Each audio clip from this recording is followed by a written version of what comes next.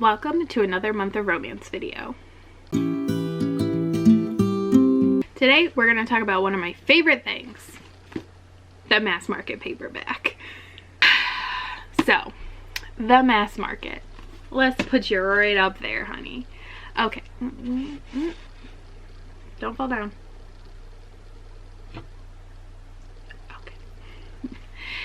So the romance genre is actually traditionally known for being published in the mass market format.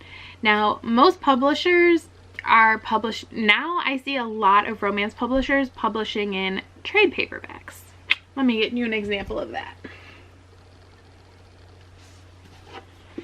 This is an example of a trade paperback. Also, self-publishing has led to the publishing of books, ebooks, and then I would consider most self-published paperbacks to be more along the lines of a trade paperback in size. But I am team mass market 100%, especially with a step back, which is when you have a picture under the cover. So here you have your cover, and then in there you got a little picture, a little sass on it. You know, a little sass, a little sex, a little fun times. I love myself a step back. So the thing about the mass market is it is meant for mass production. It's meant to be read quickly and produced quickly. It's not really meant to be held up to a ton of wear and tear the way maybe a hardcover is. That's why they're so inexpensive.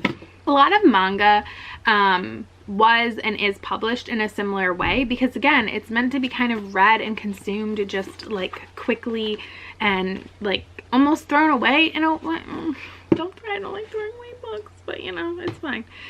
It's meant to be inexpensive, and generally historically, romance readers tend to be very voracious readers.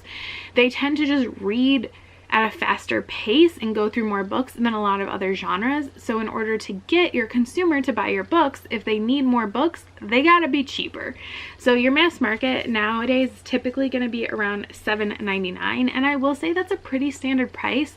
The whole time I've been reading romance, which is like 15 years now, they've been around $6 to $7 US. That's all. I can only speak to US. Why do you keep falling? Why are you doing this to me, Theo? So I can buy like 4 mass markets for the price of a literary fiction hardcover. If given those two options, I'm buying 4 mass markets. People also often have a prejudice against mass markets, and I think part of that is because of its connection to the romance genre and people's prejudice against that genre. So Harlequin, which was a huge part of the romance genre becoming popular, published a lot of their books in mass market, and they have like a very specific formatting, a very specific cover style, and so people just think the same thing about that as any mass market. Now, I don't think you should be judging on any genre, but I understand where the stigma comes from.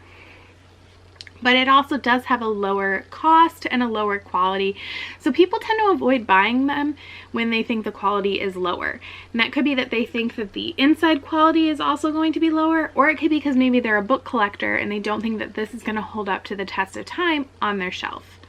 Honestly, I think a mass market and that format is part of the genre. I love when my romance is published in mass market. They look so pretty on my shelf. I have this one hardcover that you can't see good, that ruins my aesthetic, but like, look at all those mass markets. Look at them. Look at how they're all the same size. They go together beautifully, so I don't have to worry about anything. They're also inexpensive, so I love reading them and I love seeing them on my shelf, and they're so easy to take around with me because they're not that big, so I love it. But it is a part of the genre that I know a lot of people have issues with. So do you like mass market paperbacks, or are you one of those people that hates them, thinks that they're flimsy and just blah, and you'd rather read a different type of book? Thank you so much for watching, and I will see you tomorrow with another video. Bye!